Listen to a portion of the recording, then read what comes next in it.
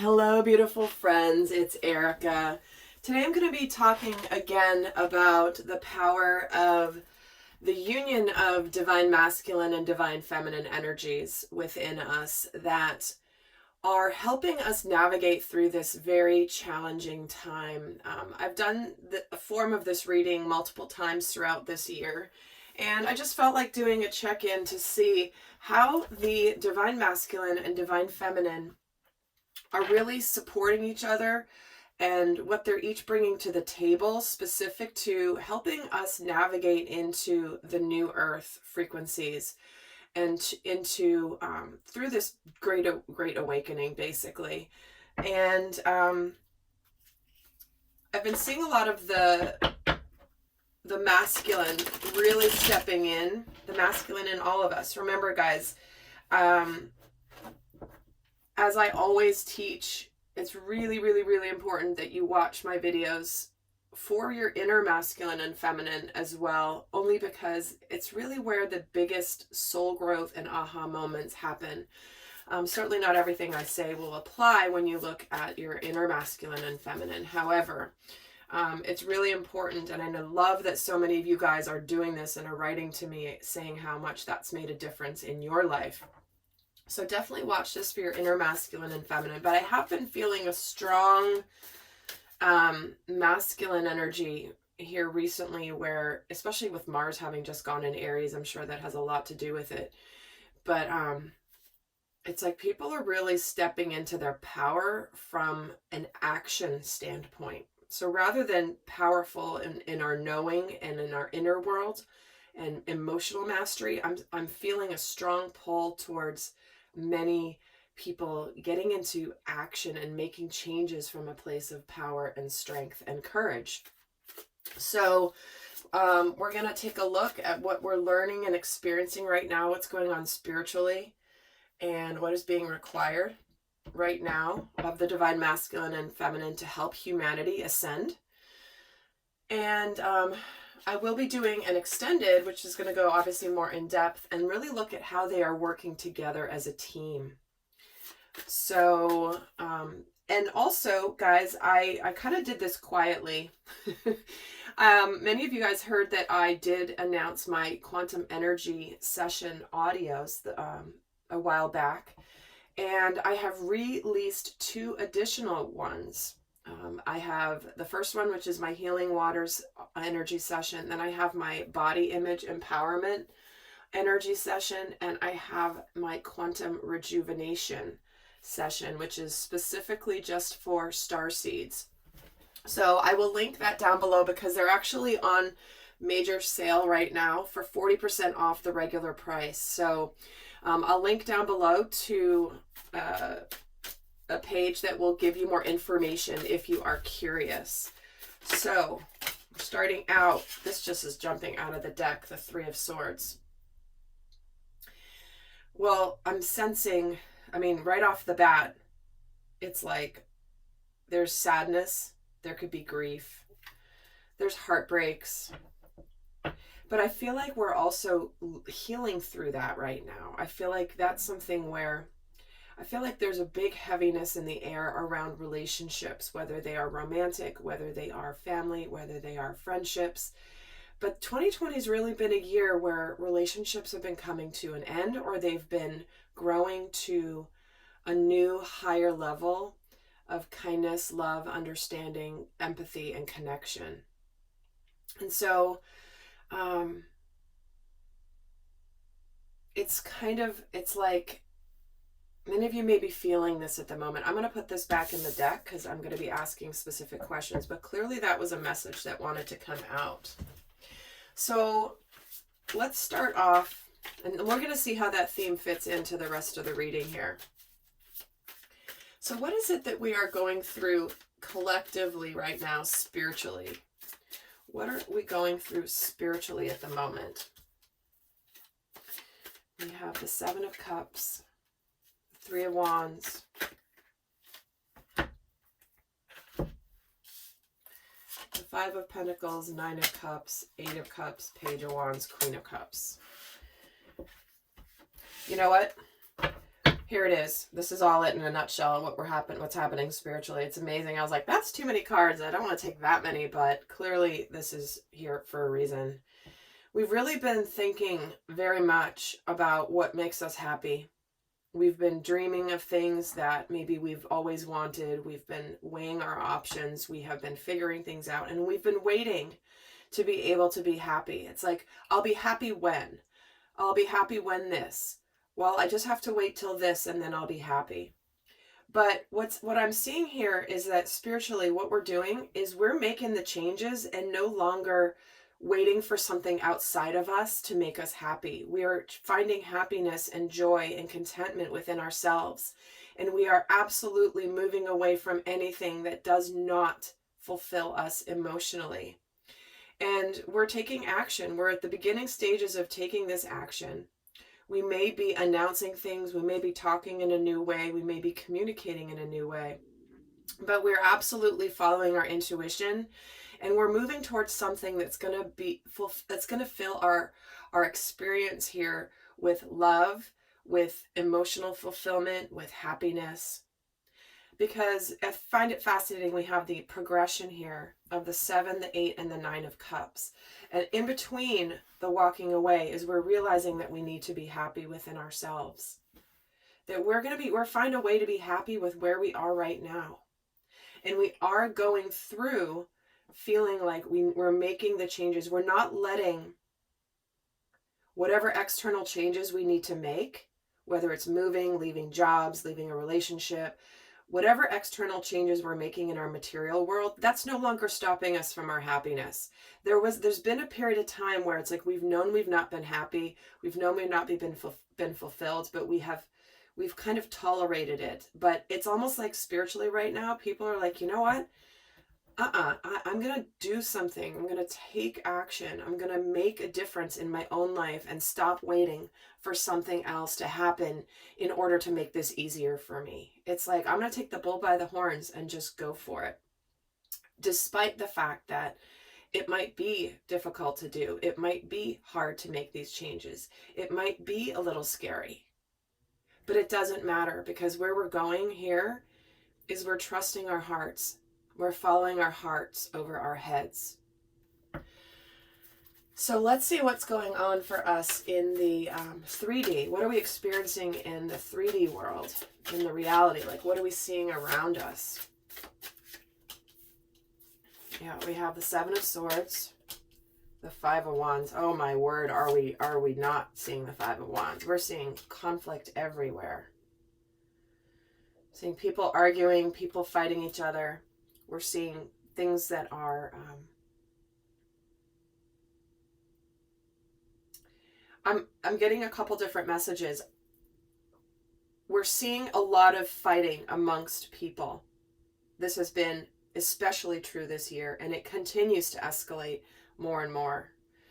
And what we're finding here is that we are being given the opportunity to break away from the drama. Is it worth arguing with people, or is it just better to move on? We are seeing an element of things that have been hidden, things that have been under the surface, maybe things that are in the shadow that are coming out that's causing this. People are discovering things. People are hearing things. We are seeing things revealed little by little, and sometimes a lot all at once. And it's causing this fighting amongst ourselves. We ourselves may be feeling conflicted about what we are discovering here, about things that have been hidden. And remember, that was the theme of there's been a theme of what's been building this whole year, but especially leading to the Jupiter-Saturn conjunction on December 21st, entering into the age of Aquarius. That is a massive prophecy date. And it's like we're seeing things that we need to see. But what's happening is we are getting a sense of balance finally. I feel like there's a lot of individuals that have been kind of conflicted and seeing things about other people and seeing things about what's going on in the world. But they're deciding whether they want to be optimistic or pessimistic. Am I going to give to this, or am I going to beg for this? Let me get a card on the Justice card. Yeah, there's balance. I was just going to pull a card on the Six of Pentacles, and here comes Justice. So we do see karmic cycles becoming balanced. We are seeing things that have been, like if you've been, I don't want to use the Christmas analogy, but if you've been a good person, doing your best, growing, learning, it's like you're finally getting justice. You're finally getting things coming to fruition for you. Your hard work is now paying off. If you've been hurt by others in the past, you are finally getting the rewards of the fact that you've gone through that experience. Now, if you've been on the opposite end of the spectrum and have been, if you've done things to other people that are not honest, that are dishonest, you're also getting your karma now too. Karma goes both ways. It doesn't discriminate. And so what we have here is, if you've been operating from a lower vibration and being sneaky, lying, not treating people with kindness and honesty, and if you've been inauthentic in your dealings, it does feel like you are getting your karma. But then if you have been kind, loving, giving, honest, doing the best that you can, you're also going to be getting the positive karma. So let's see what is being required right now for humanity. What does humanity require at this time?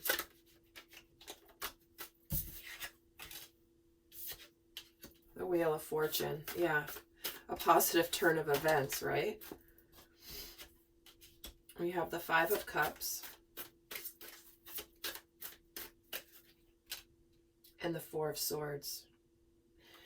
Well, what humanity is needing right now is a healing of our regrets.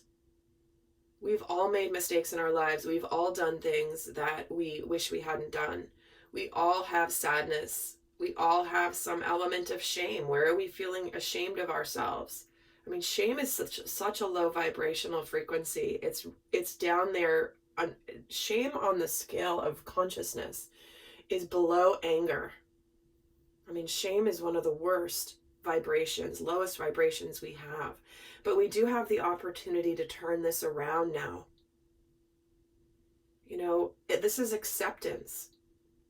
Acceptance of ourselves. This is where we are healing ourselves. We're healing our shame, our guilt, looking back at the past. We are ready to look towards something more positive.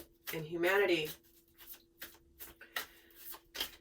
is being asked to look towards a more positive future. In fact, let's get a card on the Four of Swords. The Ace of Cups, again, opening up to a positive, beautiful, happy, emotionally fulfilling beginning. Dwelling in the past is not helping anybody. It's not. It's preventing you from seeing that you have the opportunity now to live from open-hearted consciousness. As a human being, as a spiritual being having a human experience here, we're being called to live from that spiritual truth.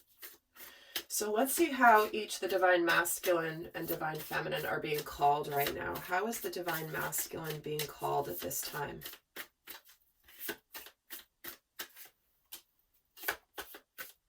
We have Queen of Wands, the Magician, yeah, and the World. The masculine is being called with intense confidence to make the changes, to do what the masculine in all of us has to do, to create the life that we want to create. This is where we are no longer going to be intimidated by the task at hand. And we're, again, turning that focus more into, we are going to now take charge. It's not about waiting for everything in the outside to change. This is about us and the change from within. And that is what the masculine has been enlightened for. The masculine's also been called to finish anything that is that is over with. Because he has been enlightened. He has seen the truth. Let's get a card on the world. The Ace of Wands. See, he's very purposeful. He's clear. He's confident. He's taking action with spiritual purpose and passion. It's like there again, the karmic cycle that has completed, where the past is in the past, it's now time to charge forward, is coming through in the masculine. The masculine has taken that lead in a very powerful way.